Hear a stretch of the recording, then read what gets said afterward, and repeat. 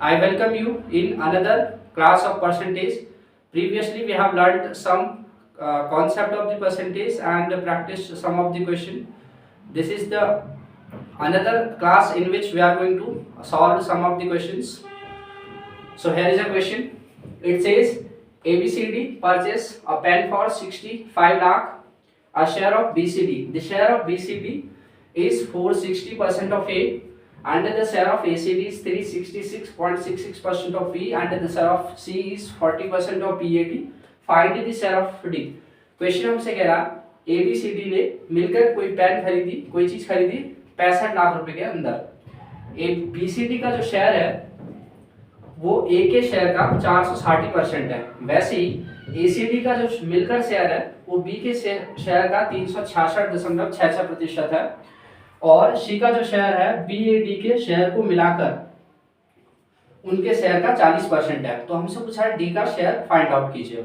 सबसे पहले हम यहाँ जो परसेंटेज गिवन है इसकी रेशियो बनाते हैं। 460% हमें पता है 100% एक के बराबर होता है, तो 400 इस 460 में कितना है 400 प्लस 60%, साथ में ऐसा लिखा जा सकता है। तो 400 कितना परसेंट हो जाएगा, अगर 100% एक होता है तो 400 कितना परसेंट 4% प्लस 60%। 60% की फ्रैक्शन कितनी बनेगी आपके पास 4 प्लस 6/10, 60/100 जो कि फर्दर कट कैंसिल आउट होके 6/10 बनता है। अब इसको और सॉल्व किया जा सकता है। 3 दूनी में 6, 5 दूनी में 10, 5 चौके 20, 3 23, 23/5। तो 460% का ये वैल्यू निकला। तो BCD का जो शेयर था वो ए के शेयर का 460 था। 460 सॉल्व करके हमारे पास कितना है 23/5। तो अगर हमारे पास B, C और D का जो शेयर है वो हमारे पास 23 है, तो A का शेयर जो है वो कितना है 5 है। इसी तरह से इस वाले परसेंटेज को सॉल्व करेंगे। 366.66 हमें बताया 1/3 का जो रेशियो बनता है परसेंटेज बनती है इंटू 100। इसको अगर आप सॉल्व करोगे तो 3 3 जा 9, 3 3 जा 9 और 0.33 बनता है। अब ये कितना है 6 है, इसका मान कितना है ट्वाइस है। तो ये किसका होगा, अगर मैं इसमें 2 से मल्टीप्लाई कर देता हूँ तो ये हो जाएगा 2/3। यहाँ पे कितना हो जाएगा ये 66.66%। साथ में 300 भी है, 366। तो 66 को हमने सॉल्व कर लिया 66.66%। 366 को मैं कैसे लिख सकता हूँ 300 प्लस 66। हमें पता है 101% होता है, तो 300 कितना हो जाएगा 3% प्लस 60.66%। ये हमारे पास किसके बराबर होता है 2/3 के परसेंट। तो 3 3 जा 9 और 2 बनेगा आपके पास 11/3%। तो यहां से हमें पता चलता है कि अगर हमारे पास ACD का जो शेयर है वो 11 है, मिला के AC और D का जो शेयर है मिला के 11 है, तो यहां से हमारे पास क्या हो जाएगा B का जो शेयर है फिर वो आपके पास 3 है। B का शेयर है वो 3 है। इसी तरह से एक और चीज बची हमारे पास BAD का मिला के share B plus A plus D का जो मिला के शेयर है वो जो है A के C के शेयर का 40% है। 40% की फ्रैक्शन आप जानते हो 4/10 होता है। तो अगर BAD का मिलके 10 होता है तो आपके पास जो है C का जो शेयर बनेगा वो 4 बनेगा। अब यहाँ पर ये हमने रेशियो बना लिया जो गिवन इंफॉर्मेशन थी उसके अकॉर्डिंग। यहाँ पर A B C और D का मिलकर साथ मिलकर कितना बनता है हमारे पास 5 3 8 यानी कि 28 यूनिट बनता है। But as per the question ABCD ने मिलकर 65 लाख रुपीस के अंदर कोई चीज खरीदी थी। 28 यूनिट की वैल्यू हमारे पास होगी 65 लाख। ठीक, actually there was a error, यहाँ पे एक गलती थी, ये 65 की बजाय था 56, it was my bad. So this will become 56। 14 28 14 28 14 में 14 चौके 56,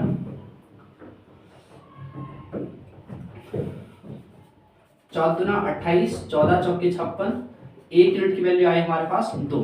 अगर 1 यूनिट की वैल्यू आई 2 तो 5 यूनिट की वैल्यू कितनी हो जाएगी, 5 गुणा 2 यानी कि 10। तो इस हिसाब से ए का जो शेयर है वो 10 है। ए बी सी डी, तो ए बी है, ए बी सी डी यहाँ पर कितना बनता है, 3 और 1 14। यहाँ से हमारे पास ए बी सी डी की टोटल जो शेयर है वो 14 बन रही है। But as per the question इस वाले के हिसाब से ये वैल्यू है 56, 14 चौके 56, 1 यूनिट की वैल्यू 4 आती है, तो बी का जो शेयर हो जाएगा 3 चौके 12। तो यहाँ से हमारे पास बी का जो शेयर निकलता है वो 12 निकलता है। ए बी सी डी तो यहाँ पर भी है, इनका मिला के कितना बनेगा 14, 10 4 14। तो 14 यूनिट की वैल्यू हमारे पास 56 है, 1 यूनिट की वैल्यू वापस से 4, तो 4 यूनिट की वैल्यू हमारे पास कितनी हो जाएगी 16 यूनिट की वैल्यू। यहाँ से मानिए सी का मान है हमारे पास कितना 16। तो यहाँ पर क्या हो रहा है, ए की वैल्यू हमारे पास कितनी आ रही है 10, बी की वैल्यू कितनी आ रही है हमारे पास, बी की वैल्यू आ रही है 12, सी की वैल्यू कितनी आ रही है 16, ए बी सी की वैल्यू आ रही है, ए बी सी मिलकर हमारे पास, अब ए बी सी तीनों मिलकर कितने हो जाएंगे, यहाँ से 10 10 6 2 8 और 30, ये कितना हो जाएगा 38। तो 38 यूनिट, तो यहाँ से 38 लाख हो जाएगा, क्योंकि हर एक यूनिट यहाँ पर 1 1 लाख को रिप्रेजेंट कर रहा था। जैसे यहाँ पर 1 यूनिट जो था वो 2 लाख को रिप्रेजेंट कर रहा था, तो 5 यूनिट क्या हो जाएगा आपके पास 10 लाख को रिप्रेजेंट करेगा। 1 यूनिट 4 हो गया, तो यहाँ पे आ जाएगा 4 यूनिट 3 यूनिट 12 लाख हो गया। तो ये ओवरऑल आपके पास 38 लाख हो गया, और बट 38 लाख, लेकिन ए बी सी डी ने सभी ने मिलकर कितना शेयर, कितने पैसे लगाए थे, कितने में खरीदा था पेन 56 लाख में, 56 लाख में। ए बी सी ने कितने में खरीदा था 38 लाख में से। अगर मैं इसको इसमें से घटा देता हूँ, ए बी सी को घटा देता हूँ, ठीक है, ये सारे के सारे प्लस, तो सी से सी कैंसिल आउट, ये एक्चुअली माइनस हो जाएगा फिर यहाँ से ऑपरेट होने पे, तो C cancel out, B cancel out, A cancel out. तो हमारे पास किसका निकल रहा है शेयर निकल रहा है डी का, जो कि हमारे पास क्वेश्चन पूछा गया था। बस हमें घटाना है इसमें से तो ये हो जाएगा आपके पास 56 माइनस 38 8, और ये बचेगा 4 माइनस 1 4 माइनस 3 विच इज 1। तो डी का जो शेयर बनेगा वो बनेगा आपके पास 18 lakh. This 18 lakh will be the correct response for these questions. Now let us try another questions. दूसरा क्वेश्चन कहता है if x earns 25 more than y, then by what percent y earns less than x? अगर हमारे पास x y से 25% ज्यादा कमाता है तो y जो है x से कितना परसेंट कम कमाता है। 25% की फ्रैक्शन हम जानते हैं कितना होता है 25 बटे में 100, और ये हो जाएगा 1/4। अगर हमारे पास कोई 4 कमा रहा है, हमें नहीं पता x कमा रहा है y कमा रहा है, 1 मिनट के लिए अगर हमारे पास कोई 4 कमा रहा था तो उसका 4 का 25% जो कि होता है 1, 4 से 1 ज्यादा यानी कि कोई 5 ज्यादा कमा रहा है। x earns 25% more then y, x जो है y से ज्यादा कमा रहा है, तो ये जो 5 है ये x कमा रहा है क्योंकि ये ज्यादा कमा रहा है y से। तो हमसे पूछा है कि y जो है x से कितना कम कमा रहा है। तो x अगर 5 कमाता है, y 4 कमाता है, तो हमें दिखता है यहाँ से y जो है x से 1 कम कमा रहा है। 5 में से 4 1 कम कमा रहा है, किस में से 5 में से। ये फ्रैक्शन है, परसेंटेज में कन्वर्ट करने के लिए हम मल्टीप्लाई कर देंगे 100 से, 20 बचे 100, तो हमारे पास ये आंसर हो जाएगा 20%। Now let's move on to another question. Question हमसे कह रहा Ram purchased 6 ball black and X white ball. The price of the black ball is 5/2 of the price of the white ball. At the time of making, bill clerk made a mistake and interchanges the number of ball. Due to this, the bill amount is increased by 40%, 45%. Then find the value of X. Ram 6 black और X white ball pen खरीदता है, कुछ भी white ball pen खरीदता है, लेकिन यहाँ पर एक बात यह है कि जो ब्लैक बॉल पेन का प्राइस है, ब्लैक बॉल का जो प्राइस है वो व्हाइट बॉल के प्राइस का 5/2 है। बिल बनाते समय क्लर्क से एक मिस्टेक हो पड़ी, गलती हो पड़ी, उसने इन सारी चीजों का प्राइस जो है इंटरचेंज कर दिया, माने व्हाइट की जगह उसने ब्लैक का प्राइस डाल दिया और ब्लैक की जगह व्हाइट का प्राइस, जिसकी वजह से बिल जो है वो 45% इंक्रीज हो गया। तो हमसे पूछा है जो एक्स है, जो कि हमारे पास व्हाइट बॉलों की संख्या है, उसको फाइंड आउट कीजिए। सो इस क्वेश्चन के अंदर हमसे पूछा गया है 6 तो हमारे पास ब्लैक बॉल पेन है, ब्लैक बॉल है 6 है, व्हाइट हमारे पास हमें नहीं पता कितने हैं, x है। इनका प्राइस कितना है? ब्लैक जो पेन का प्राइस है व्हाइट पेन के प्राइस का कॉमन मल्टीप्लिकेशन 5/2 है। यहाँ से ब्लैक अपॉन व्हाइट का जो रेशियो निकलेगा वो होगा 5/2, यानी कि व्हाइट बॉल अगर 2 रुपीज की है तो ब्लैक बॉल 5 रुपीज की है। 6 ब्लैक बॉल है आपके पास 5 रुपए की, तो इनकी प्राइस कितनी हो जाएगी ओवरऑल? 5 6 के 30 प्राइस हो जाएगी। एक्स व्हाइट बॉल है 2 रुपए की व्हाइट बॉल है, तो इनकी प्राइस कितनी हो जाएगी? मल्टीप्लाई करेंगे तो 2x हो जाएगी। ये तो था वो केस जो होना चाहिए था, जो बनना चाहिए था। टोटल कितना पैसा बनेगा? 30 प्लस 2x। लेकिन यहाँ पे क्लर्क के द्वारा जो बिल बना रहा था उसके द्वारा एक मिस्टेक हो पड़ी, उसके द्वारा एक गलती हो पड़ी। उसने जो इस प्राइस का जो प्राइस था वो इंटरचेंज कर दिया, माने ब्लैक की जगह व्हाइट, व्हाइट की जगह बॉल ब्लैक कर दिया।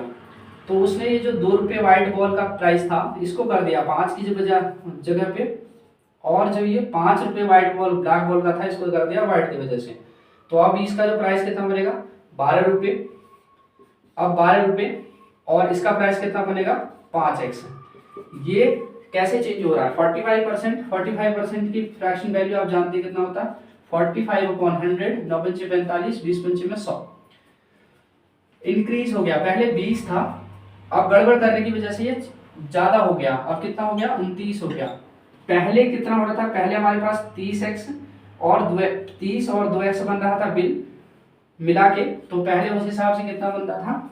20 बन गया था। इंटरचेंज करने की वजह से इनका जो प्राइस था, इंटरचेंज करने की वजह से उसके प्राइस में 45% जो कि आया हमारे पास ओवरऑल 29 पर यूनिट का, उसके बराबर इंक्रीज होता है। तो ये इंक्रीज्ड प्राइस हो गया 29।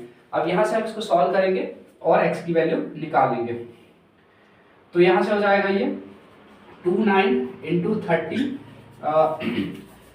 ये होगा आपके पास 0, 9 × 18 9 × 27 के साथ हासिल 2, 3 × 6 7 8 870, और ये हो जाएगा आपके पास प्लस 9 × 18 2 × 4 1 5 58x बराबर 240 प्लस 5 × 10 यानी कि 100x। अब इसको सॉल्व कर लेंगे, इसको एक्चुअली इंटरचेंज किया आपस में। अभी शुरुआती का टाइम हमारा परसेंटेज का, तो मैं चीज़ों को 1 बाय 1 स्टेप बाय स्टेप समझा रहा हूँ। तो 240 में से 870 जाएगा तो आपके पास बचेगा कितना? 4 3 7 और 6 2 8 बराबर यहाँ पे आपके पास हो जाएगा 58 में से जाएगा तो 2, और ये बचेगा आपके पास 42x। यहाँ से x की वैल्यू निकालेंगे, 100 में से 8 2 10 और फिर बचा आपके पास 5 4 9। x बराबर हो जाएगा 360 बटे में 42। 2 दूना 4 2 एकम 2 2 3 6 और 2 एकम 2 2 पंचे 10। ये निकलेगा आपके पास सॉल्व करके, ये सॉल्व करके निकलेगा आपके पास। अगर इसमें 15 का गुणा कर देता हूँ तो 15 एकम 15 5 हाथ से 15 दूना 30 1 31, ये जाएगा आपके पास कितना? 21 15 15 जा 315। तो x की वैल्यू निकल के आई हमारे पास कितनी? 15। सो 15 है इस क्वेश्चन का सही आंसर होगा। उम्मीद है क्वेश्चन समझ में आया होगा आपको।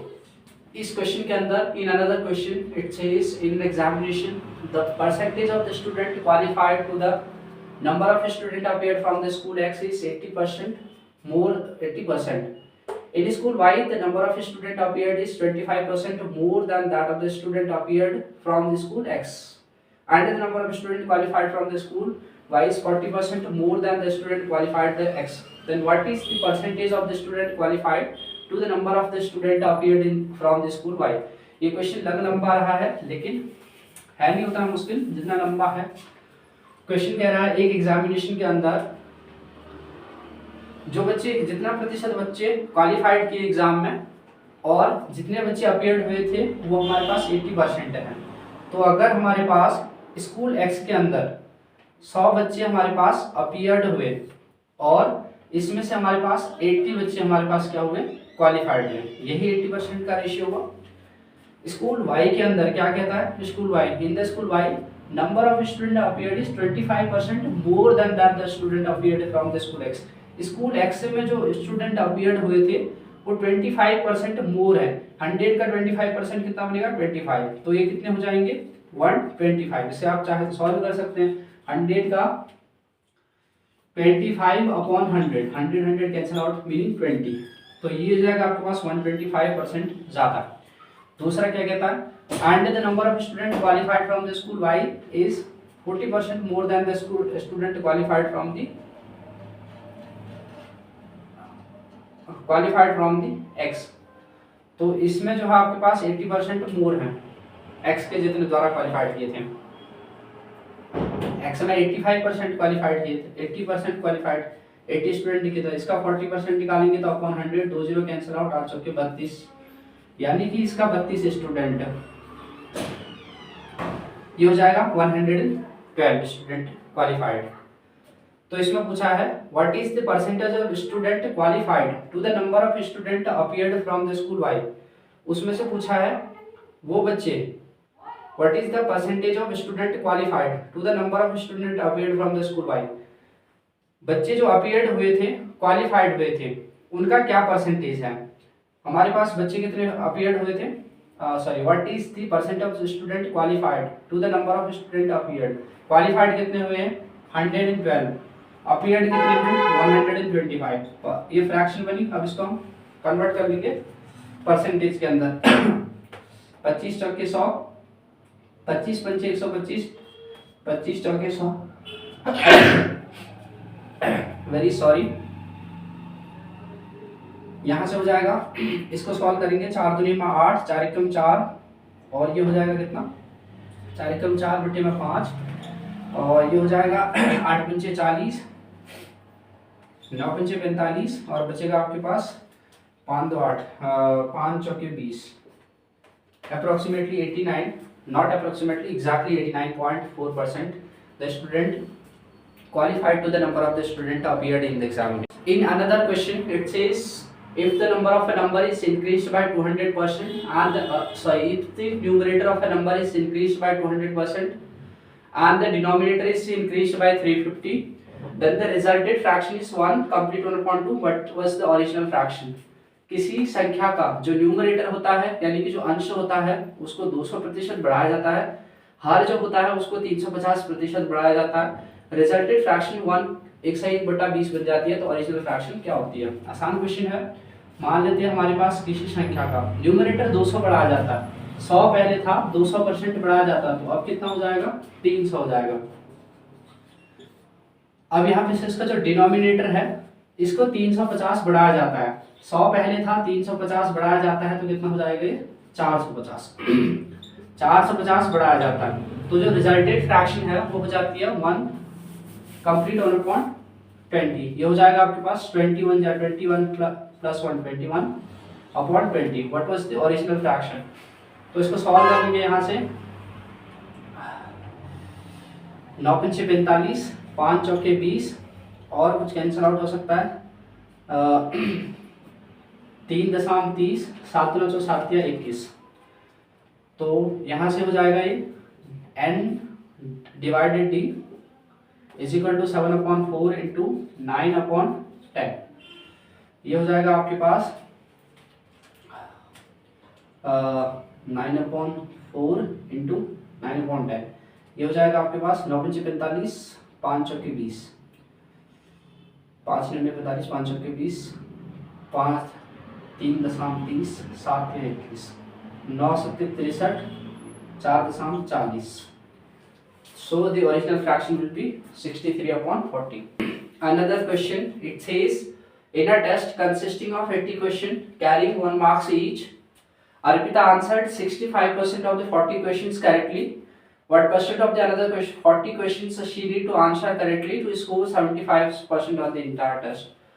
क्वेश्चन कहता है किसी टेस्ट में हमारे पास 80 क्वेश्चन ओवरऑल थे जिसका 1 मार्क्स मिल रहा है एक क्वेश्चन का आंसर के लिए। अर्पिता 65% सही बनाती है 40 क्वेश्चंस का। अब बचे उसके पास 40 क्वेश्चन, उसे चाहिए 75%। तो उसे इन 40 क्वेश्चन का कितने आंसर जो है सही करने पड़ेंगे, ताकि ओवरऑल टेस्ट जो कि 80 क्वेश्चन का है उसमें उसकी 70% आ जाए। तो इसमें 40% का 65% कितना होता है, पहले ये पता करते हैं। 5 दुना 10, 13 पंचे 65, 2 दुना 4, 13 दुना 26, यानी कि 40 क्वेश्चन में से उसने 26 क्वेश्चन बिल्कुल करेक्ट किए हैं। अब बचे आपके पास 40 क्वेश्चन अनदर, इसमें से उसे कितने करने हैं, ओवरऑल कितना है 80%। 80 क्वेश्चन का उसे कितना चाहिए 75। होता है कितना 80 क्वेश्चन का 75, निकाल लेते हैं 75/100। 25 दुना 50, 25 तिया 75, 25 चौके 100, 4 दुने में 8, 20 दुना 40, जितने 60। यानी कि 80 का जो होता है 75% होता है आपके पास 60 क्वेश्चन। 26 क्वेश्चन वो बना चुकी है, तो 60 क्वेश्चन सही बनाने के लिए उसे और कितने चाहिए, 6 4 10, ये 3 हो जाता है, यानी कि उसे 34 क्वेश्चन बिल्कुल करेक्ट करने हैं। हमें ये पता करना है कि 34 जो है 40 का कितना प्रतिशत है, क्योंकि क्वेश्चन यही पूछा गया, what percent of the another 40 questions she need to answer correctly. ये जो 34 क्वेश्चन है, ये 40 क्वेश्चन का कितना परसेंट होता है। ये हो जाएगा 0 0 कैंसिल आउट, 2 2 जा 4, 5 2 जा 10, 2 1 जा 2, 7 जा 14, 17 पंचे 65। So she need to answer 65% question correctly in order to get 75 percentile in his overall test, or to get 60 question correctly out of 80 to get the 75% marks percentile. In another question it says in a class of 65 students and 4 teachers, each student got sheet that are 20% of the total number of student, and each teachers got the sheet that are 40% of the total number of the student. कोई class है जिसमें 65 student है, 4 teacher है, बच्चों को जितनी sheet मिली वो 20% है जितने क्लास के अंदर बच्चे हैं। तो क्लास के अंदर बच्चे हैं 65, इनका 25% की फ्रैक्शन बनेगी 1/5, 13 पंचे 65। तो बच्चों को जो शीट मिली 13 शीट मिली, 13 शीट टू ईच स्टूडेंट, हर एक बच्चे को मिली। माने बच्चे कितने हैं 65 बच्चे हैं, तो इतनी सारी शीट्स डिस्ट्रीब्यूट की गई हैं। उनके अलावा इसके अलावा टीचर्स को शीट मिली, 4 आपके पास टीचर हैं, इनको जो शीट मिली वो मिली है 40% of the total student. Total student कितने हैं 65, और 40% की फ्रैक्शन बनेगी 4/10, 5 दुने में 10, 13 पंचे 65, 2 दुने में 4, 3 दुना 26, 26 शीट मिली हर एक टीचर को। तो 4 टीचर को, एक टीचर को 26 शीट मिली, मिठाइयाँ मिली, तो 4 को कितनी मिली, इसको मल्टीप्लाई करते हैं। देन हमसे पूछा क्या गया है, टोटल नंबर ऑफ स्टूडेंट है, then how many sheets were there. तो शीट्स यहाँ पर थे कितनी, 13 पंचे 65 की 5 हासिल 6, 13 पंचे 65, 13 6 78, 78, 8 6 14, 854 यहाँ से आएगा, और 6 चौके 24 की 4 हासिल 2, 4 दुना 8, ये हो जाएगा 10। इन दोनों को ऐड कर देंगे, 5 4 9, 4 8 1 9। So there were 949 sheets overall in the total sheets that have been distributed between the teachers and students. In another question it says the length, breadth and height of a cuboid are decreased and increased by 5, 5 and 10%. Then what will be the overall percentage change on the volume of the cuboid? किसी cuboid का घनाभ के length, breath और height में पहले 5% घटाया गया है, फिर घटाया गया है, 5% लेंथ घटाई गई है, 5% ब्रेथ घटाई गई है, और 10% हाइट को इंक्रीज किया गया है। तो इसके ओवरऑल वॉल्यूम में क्या चेंज होगा, इन सभी की फ्रैक्शन बनाएंगे। तो पहले हमारे पास कितना 5% की फ्रैक्शन बनी, 5/100, 20 पंचे 100। अगर हमारे पास पहले लेंथ कितनी थी 20 थी, तो अब कितनी हो गई, इंक्रीज हो गई 1। वैसे ही ब्रेथ की भी सेम रेशियो बनेगी 1/5, पहले इन डिक्रीज हो रही है तो this will become 19 not 21 sorry. दूसरे में 20 था, 1 डिक्रीज हो गया तो आपके पास कितना 9 हो गया, क्योंकि 5% का 20 का जो 5% आएगा वो आपके पास आएगा 1। तो 20 का 5% 1 घटाया गया है। पहले अगर हमारे पास 20 लेंथ थी उसका 5% घटाया गया है, यानी 1 घटाया गया, वो 19 आई। वैसे ही ये वाला, और वैसे ही हाइट जो आपके पास 1/10, अगर पहले आपके पास 10 हाइट थी तो अब आपके पास हाइट कितनी बढ़ गई है, 11 हो गई है। तो what will be the overall change in the volume of the cuboid. हम जानते हैं volume of cuboid is nothing but LBH, length breadth and height. 20 2 दूना 4, ये हो जाएगा 4, 1 2 3 0, और ये हो जाएगा 19 का स्क्वायर, 19 दशमलव 190, 19 नाम 171, 1, ये हो जाएगा आपके पास 6, 361 गुणा 11 करना है, यानी कि 361 का फिर जोड़ देना है, 1 6 7 6 3 9, तो 3 9 7 6, 4000 क्यूबिक यूनिट पहले हमारे पास क्यूबॉइड की वॉल्यूम होती है, अब ये 3000 होती है। तो साफ दिख रहा है से डिक्रीज होगी। कितनी डिक्रीज होगी करने के लिए वापस से हमें घटा देना पड़ेगा। 10 में से 1 गया 9, 9 में से 7 गया 2 बचा, 9 में से 9 गया 0 बचा, और यानी कि 29 डिक्रीज हो रही है। किस में से, 4000 में से। तो 100 पर कितना, 2 0 से 2 0 कैंसिल आउट। इसको सॉल्व करेंगे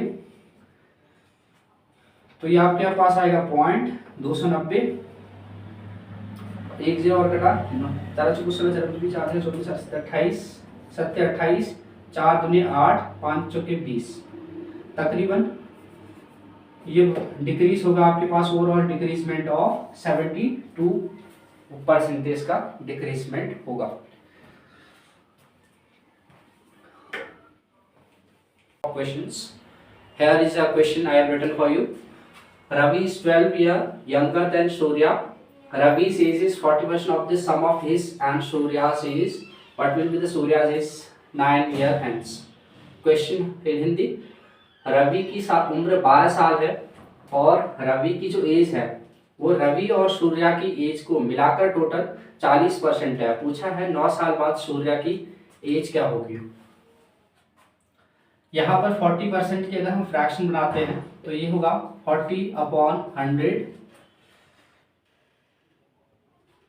ये जो है आपके पास 40% रवि की एज है, यानी अगर हमारे पास रवि की एज जो है 40 है, रवि की एज अगर हमारे पास 40 है, सूर्या की एज कितनी होगी, ये नीचे अपॉन वाली जो वैल्यू है रवि और सूर्या की एज का टोटल दिखाता है। इसमें कहा गया 40% of the sum of the Surya and Ravi's age. अगर हमारे पास सूर्या और रवि की एज टोटल 100 है तो इसमें से रवि की एज है 40, तो सूर्या की एज कितनी होगी, 40, 100 में से 40 गया 60% या 60 होगा। तो इसका रेशियो बनाएंगे 2:3, यानी कि रवि और सूर्या की जो एज का रेशियो आया वो आया 2:3। हमसे कहता है रवि जो है सूर्या से 12 ईयर यंगर है, यानी कि रवि हमारे हिसाब से जो रवि है सूर्या से 1 साल छोटा है, बट क्वेश्चन में हमसे कहा गया है 1 साल 12 साल बड़ा है, या रवि सूर्या रवि से 1 साल बड़ा है। But as per the question Ravi जो है वो 12 ईयर यंगर है या सूर्या 12 ईयर ओल्डर है, तो 1 यूनिट बताता है आपके पास 12 को। तो यहाँ से रवि की जो प्रेजेंट एज है वो हो जाएगा 12 दूनी में 24, और सूर्या की एज हो जाएगी 12 को 24 36। हमसे पूछा गया था सूर्या की एज 9 साल बाद क्या होगी, ये तो वर्तमान एज है इसकी, प्रेजेंट एज। तो 9 ईयर आफ्टर इसके बाद हो जाएगा, इसमें हम 9 ऐड कर देंगे, 6 और 9 5, ये हो जाएगा। So 9 year after the age of the Ravi Surya will be 45। Similarly you can calculate for the age of Ravi, present age तो 24 है, you can calculate the present Ravi's is 9 years hence. The very next question says a dozen pair of socks quoted at ₹180 are available at a discount of 20%. How many pairs of socks can be bought for ₹40? Question in Hindi will be a dozen of pairs of the socks. Socks का 1 दर्जन जोड़ा जो है जिस पर 180 रुपये लिखा गया है वो आपके पास 20% डिस्काउंट पर 180 रुपये में लिखा गया है और उसमें 20% का डिस्काउंट है। इसी कितने इस प्रकार के पेयर ऑफ सॉक्स खरीदे जा सकते हैं 48 रुपीज के अंदर। तो dozen of pair of socks, तो 1 डजन में होते हैं हमारे पास 12 पेयर ऑफ सॉक्स, तो 12 पेयर ऑफ सॉक्स हमारे पास मिलते हैं 180 रुपीज के। लेकिन इसमें 20% का डिस्काउंट है। 20% होगा कितना, 180 का 20% की फ्रैक्शन 1/5, 180 अपॉन 1/5 ये बनेगा 36 रुपीज, यानी कि 180 रुपीज में 36 रुपीज कम किए गए हैं। ये कितना परसेंट था इसका, ये था आपके पास 20% कम किया गया था। तो कितना बनेगा आपके पास, इसमें से 36 कम कर देंगे तो 4, और ये हो जाएगा आपके पास 4 3 7 144। तो 12 पेयर ऑफ सॉक्स हमारे पास आते हैं 144 के अंदर रुपीस के अंदर। हमसे यहाँ पे पूछा है 48 रुपीस के अंदर क्या आ सकते हैं। तो 1 रुपीस के अंदर हमारे पास कितने सॉक्स आएंगे, 12 अपॉन 144 इट विल बिकम 12, 1 रुपये के अंदर। सो 48 रुपीस के अंदर कितने आएंगे, 1 into 48 that is 48 divided by 12, 12 चौके 48। The answer will be 4 pair of socks can be bought under ₹48। The very next question says sum of two number is 520. If the bigger number is decreased by 4% and the smaller number is increased by 12%, then the number obtained are equal. The smaller number is, दो संख्याओं का जो सम है योग है 520 है।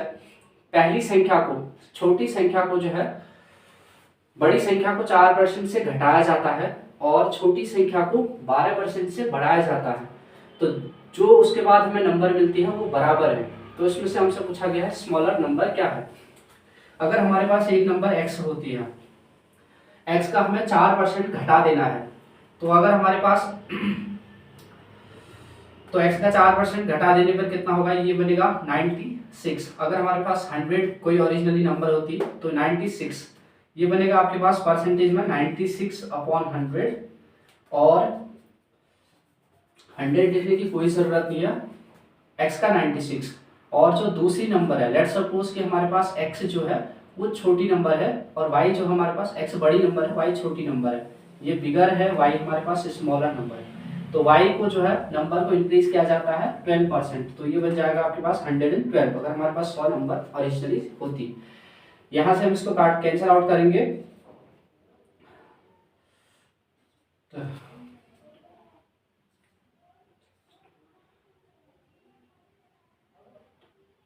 Sorry 2 चौके 8, 2 अट्ठे 16,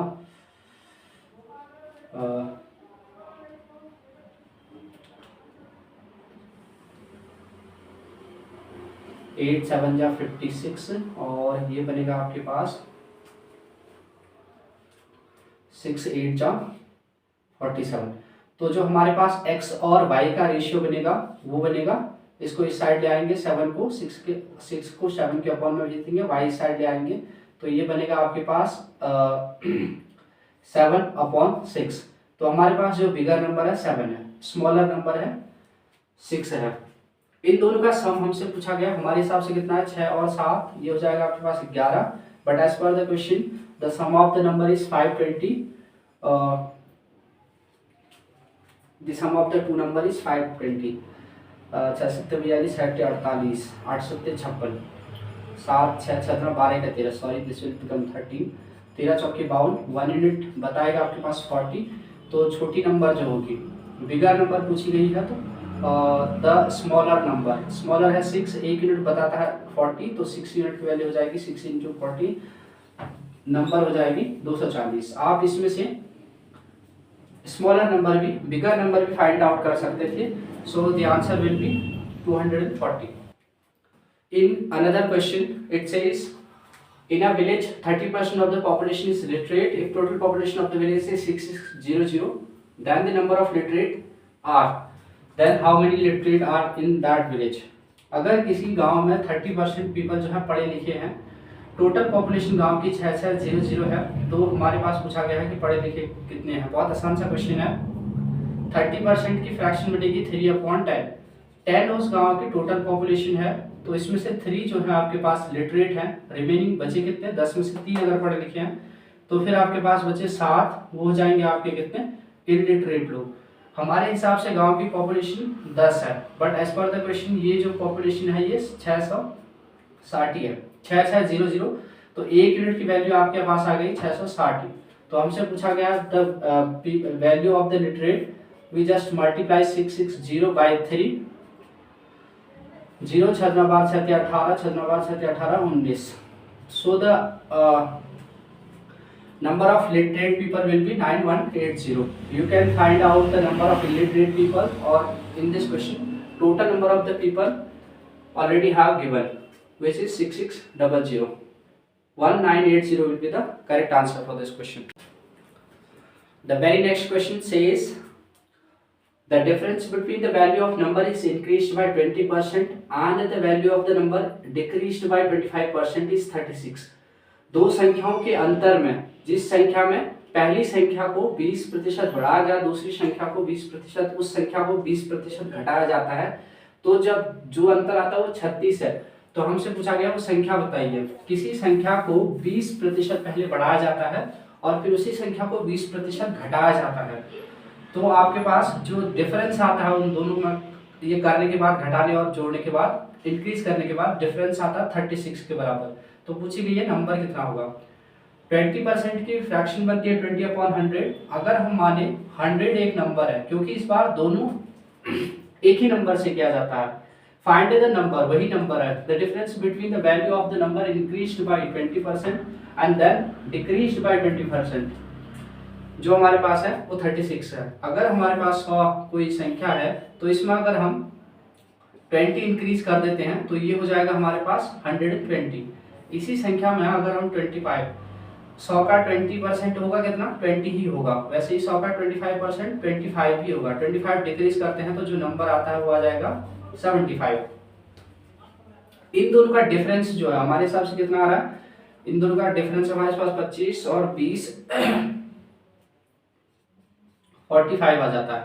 but as per the question the difference is 36, तो 45 आपके पास दिखाता है 36 को। एक यूनिट की वैल्यू आ जाएगी 36, 9 चौके 36, 9 पंचे 45, 4/5।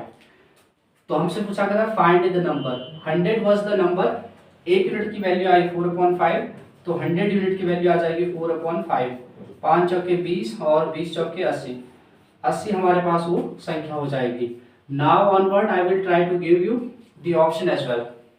So 80 would be the correct answer for this question. In the very next question it says in an office 40% of the staff is female, 70% of the female staff and 50% of the male staff are married. Actually यहाँ पे होगा is married, then the percentage of unmarried staff in the office.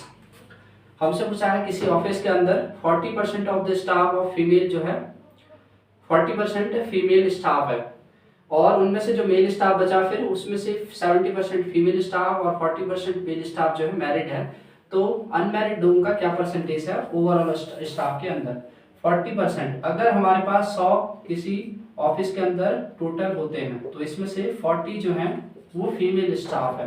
अब बचे कितने 60, ये हमारे पास mail staff हो गया।